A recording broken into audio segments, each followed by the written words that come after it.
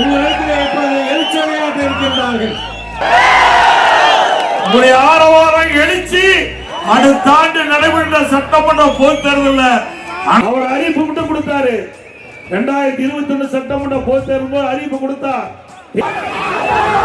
இன்றைய தினம் இந்த கோட்டை 2 முறை தள்ளி போய் 3வது முறை இப்பொழுது திருச்செங்கோடு ஒரு பொது இடத்துல நடக்கின்ற முதல் பொதுக்கூட்டம். இந்த பொதுக்கூட்டம் கிராமத்துல சொல்லுவாங்க, விளையும் பயிர் முளையிலேயே தெரியும் சொல்லுவாங்க.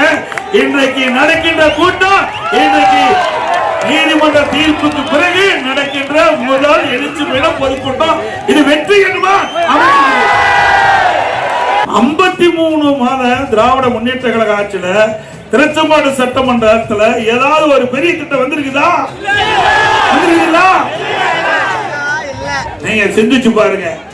அனைத்து இந்திய அண்ணா திராவிட முன்னேற்ற கழக ஆட்சி, திராவிட முன்னேற்ற கழக ஆட்சி 2011க்கு முந்தி எப்படி 2011 இருந்து 2021 வரை அனைத்து இந்திய அண்ணா திராவிட முன்னேற்ற கழகத்துடைய 10 ஆண்டுகால ஆட்சி பொற்கால ஆட்சி என்று மக்கள் பாராட்டுகிற அளவுக்கு ஆட்சி நிறைவடைந்து விட்டது. இன்னும் 7 மாசம் அப்படின்னா மக்களை எப்படி ஏமாற்றாங்க.